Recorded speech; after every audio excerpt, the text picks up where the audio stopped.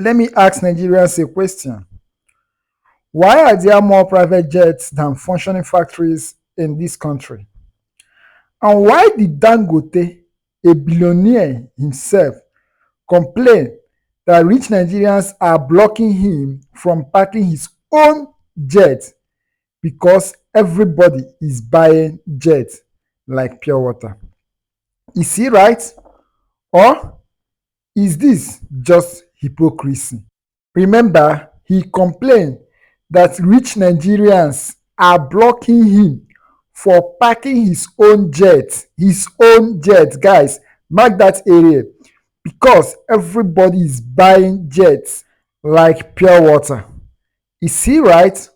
Or is this just hypocrisy? Businessman or whoever you are to be using Rolls Royce. If you have money for Rolls Royce, you should go and put up an industry in your locality or anywhere part of Nigeria, wherever that you feel there is a need. And that's why really sometimes it pains me when I go to the local airport, whether it's here or Lagos. You see that to even find a parking of your plane is impossible. You can hear him very well that even parking your own jet is impossible. Now, the question is this: what do you think? Say your honest mind in the comments right now. Is he right, or is this just hypocrisy? Dangote said rich Nigerians are too focused on Rolls Royce, G-Wagon, and private jets instead of building companies that create jobs. He literally asked, why must you be using a Rolls Royce?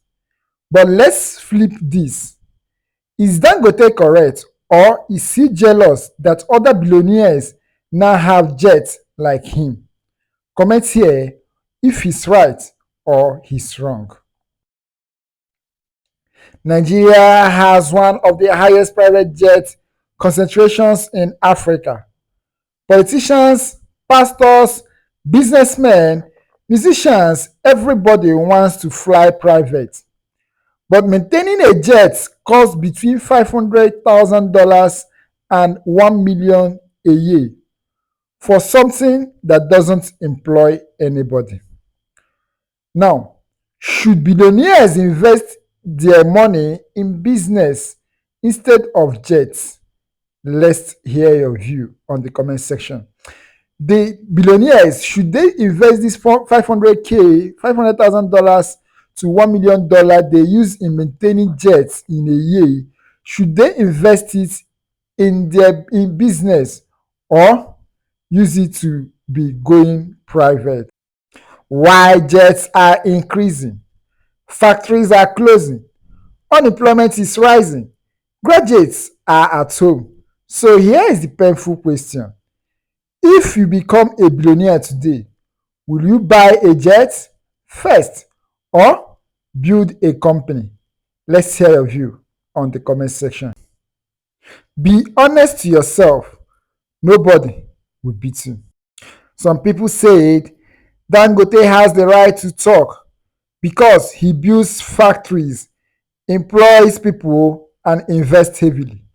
Others say he's part of the same wealthy class, so he shouldn't lecture anybody. The question here again is this: does Dangote have the moral right to criticize other billionaires? If yes, let's hear your view on the comment section. If no, let's also hear your view on the comment section. Nigeria is at a crossroad. Should wealth be used for show or for the development?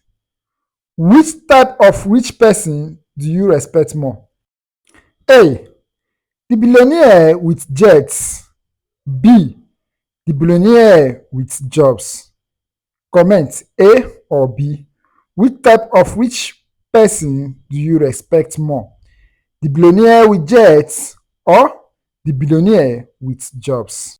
Before I will allow you to listen to Dangote fully, do you support Dangote's message? Or do you think he should mind his business? Tell us your thoughts. Argue it out. But remember, if this is your first time of watching our channel, Please feel free to subscribe to our channel, like our videos, share our videos, and please don't forget to turn on the notification bell in order to be getting our updates. Let's hear your view on the comment section. Listening to Alingo Dangote. Or whoever you are, to be using Rolls Royce. If you have money for Rolls Royce, you should go and put up an industry in your locality or anywhere part of Nigeria, wherever that you feel there is a need. And that's why really sometimes it pains me when I go to the local airport, whether it's here or Lagos. You see that to even find a parking of your plane is impossible. Everybody has a private jet. Those private jets should be in industries so that we can create jobs. Because today, luckily, some people maybe they don't know the position of the country as we speak, because population growth is 8.7 million babies every year.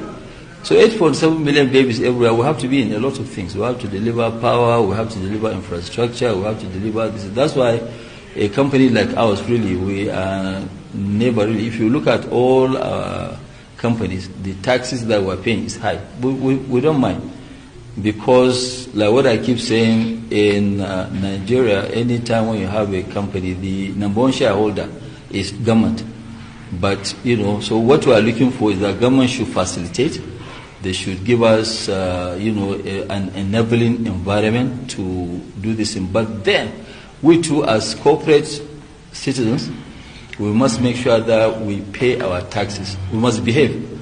So it's a partnership. I cannot be cheating my partner. So when government now give us the environment of making money, we should also be conscious of doing our own civic duties. That is to pay tax. Because if I pay tax, your children will be able to go to school. Your children will be able to go to hospital. None of us, really, we don't need to go to Cairo, London, or US for medicals. We do it here. But, the demands of government is huge. So if the demand of government is huge, we must do our own bit. And we should stop calling for foreign investors. There's no foreign investor that will come here. The invitation of foreign investor is a domestic investor. What attracts a domestic investor, is good policies, good governance, rule of law. Once you have this, domestic investors will also be encouraged by the government to come and invest.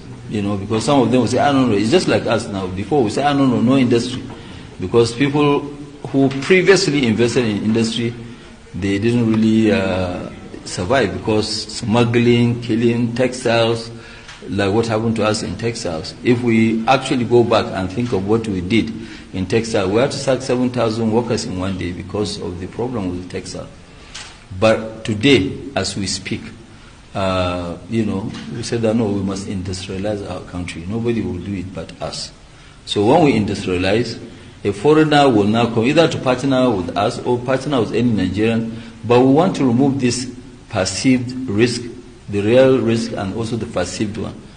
Because when you see somebody investing, then fine. It's like what I said to a lot of people. Have you ever seen somebody advertising for a restaurant?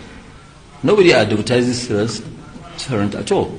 Okay, but you go and eat, the food is good, you tell somebody, that person too will go and try. So that's how we want to make our country.